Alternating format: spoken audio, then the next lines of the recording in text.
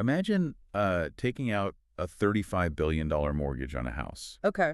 But the bank, they don't actually care about your credit score at all. Right. They are only agreeing to lend you the money because the company that manufactured the bricks promised to buy the house back if you go broke.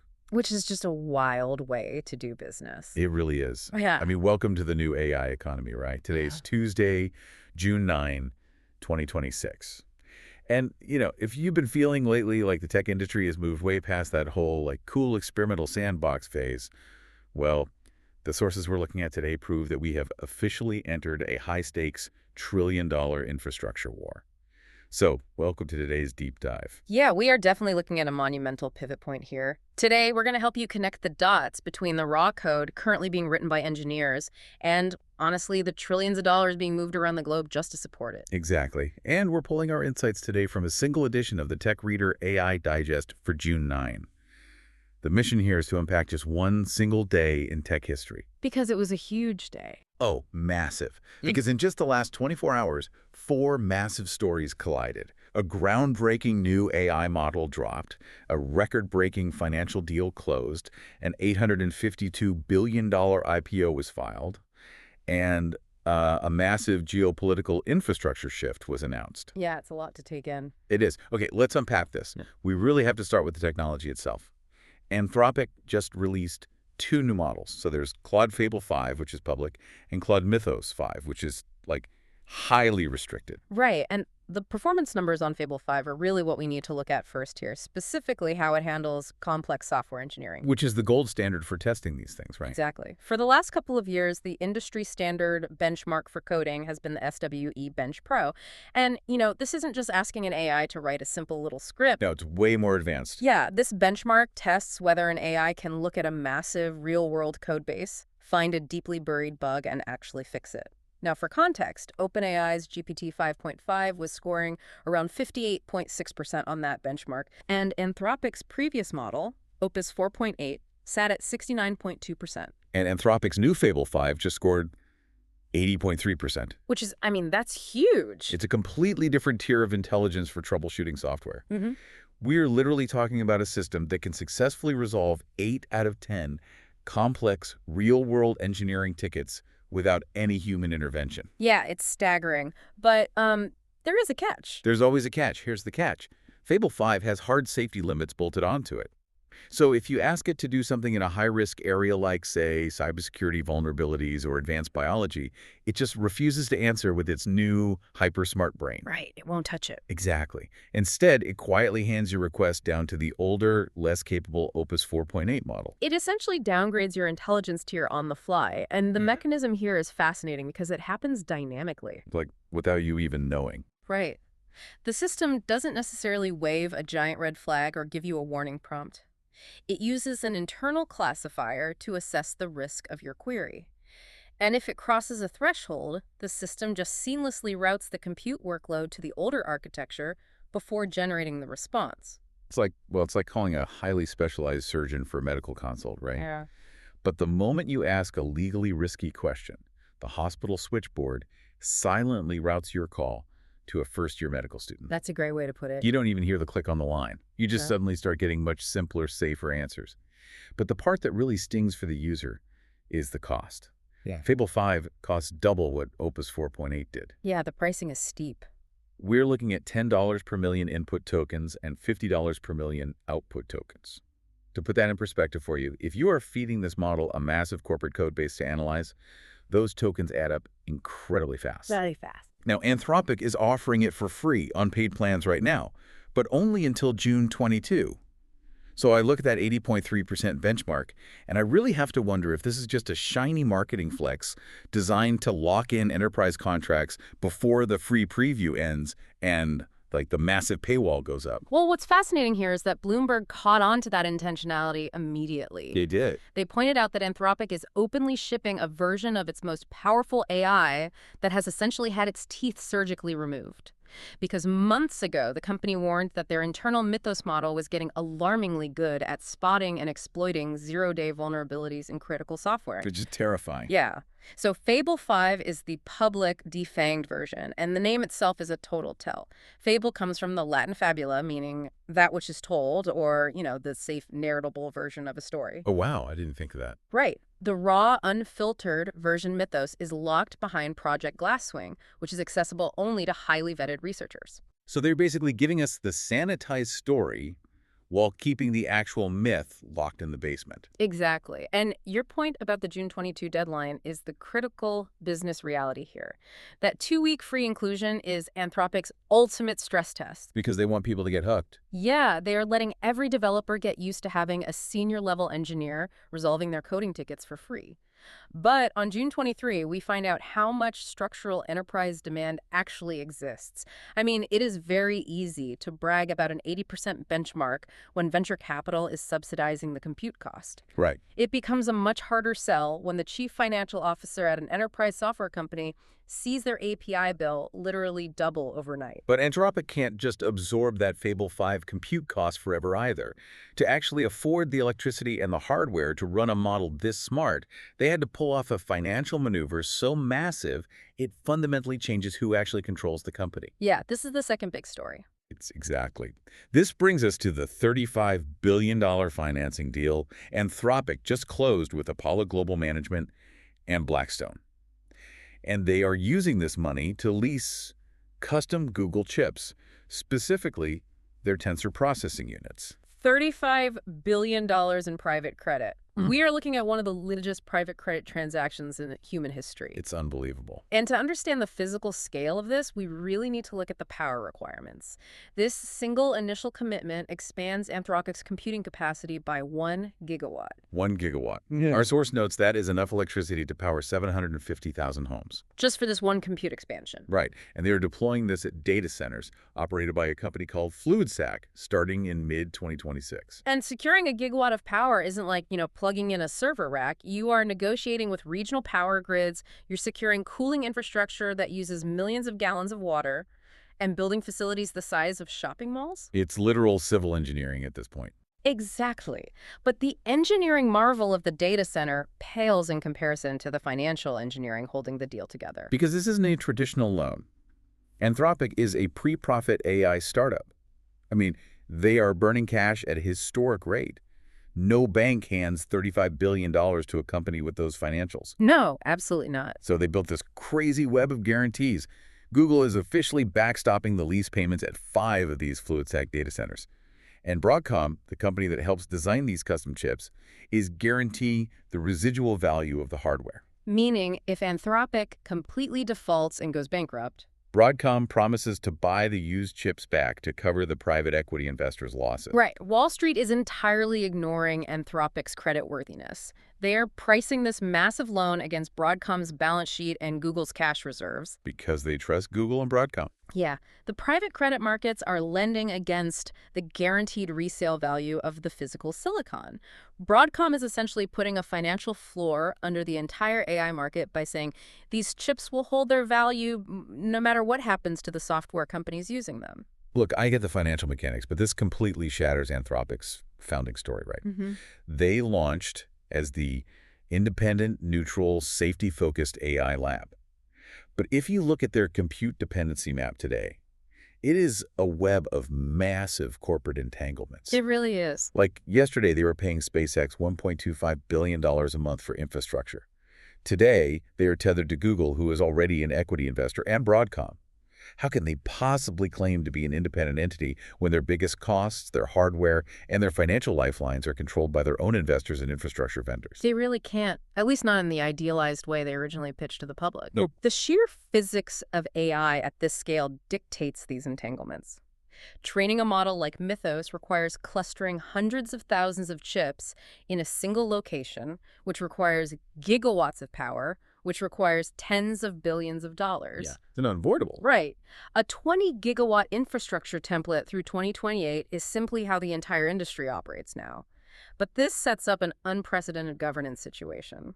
When Anthropic eventually files to go public, their risk disclosures will have to explain to regular investors that their day-to-day survival is entirely dependent on favors, backstops, and residual value guarantees from tech giants who are also, theoretically, their competitors. Because you can't fund 20-gigawatt roadmaps on private credit forever.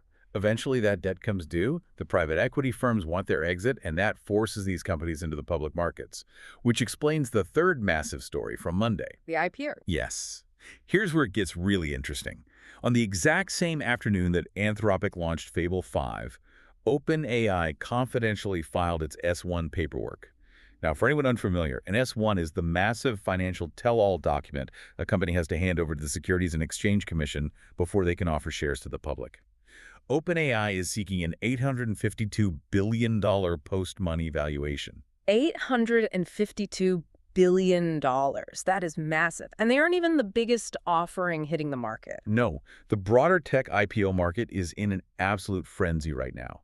Elon Musk's xAI and SpaceX are pricing a combined IPO this Thursday at a staggering $1.75 to $2 trillion valuation. Yeah, the numbers are just dizzying. And Anthropic is right behind them, showing an annualized run rate of $44 billion and projecting a $559 million operating profit in the second quarter of 2026. But we really have to look at the timing here, because there are no coincidences in high finance. Absolutely not. OpenAI filing an $852 billion IPO on the exact same Monday afternoon that Anthropic ships a benchmark-crushing model that is a parallel roadshow. They are deliberately trying to steal the spotlight. Yeah, it is a massive multi-billion-dollar battle for the attention of the exact same institutional investors. Every headline praising Fable 5's coding capabilities serves as Anthropic IPO marketing. Right. And OpenAI understands this perfectly. Their S-1 filing was a flare sent up to Wall Street saying, do not commit your capital yet. We are the $852 billion elephant in the room. They are rushing to define the public market's first impression before Anthropic's narrative solidifies as the dominant player. But once these companies cross that threshold and go public, the entire game changes. Wall Street doesn't care about a cool 80% benchmark on a coding test if it doesn't translate to quarterly revenue growth. The public market forces a true accounting of unit economics. And that is the critical vulnerability for all of these companies. For the last 3 years, the entire AI consumer market has been heavily subsidized. Companies have been charging users $20 a month for access to models that cost significantly more than $20 a month in raw computing power to operate. Because they just wanted the growth. Right. They did this to artificially inflate user numbers and capture market share. So if Anthropic is paying double the compute cost to run Fable 5, but still charging the end user that same flat subscription fee, they are essentially losing money every time someone types a prompt. Exactly. The public market will act as the ultimate lie detector test for these unit economics. Trillion-dollar companies are going to be forced to reveal in their earnings calls how much of their revenue is genuine, profitable enterprise demand, and how much is just venture capital subsidizing the compute costs of retail users. Wow. Okay, so while the U.S. AI market is funded by this incredibly chaotic web of private credit, residual hardware guarantees, and massive public IPOs, China is taking a drastically different approach. Our final story from the Digest outlines a fundamentally different architecture for the future of artificial intelligence. Yeah, the contrast in capital structures here is incredibly stark. It really is. Beijing is planning a $295 billion or 2 trillion yuan state-backed AI infrastructure build-out over the next 5 years. They are not waiting for private equity or public markets to fund their compute needs. They're explicitly treating AI like a national utility. A completely different mindset. Totally.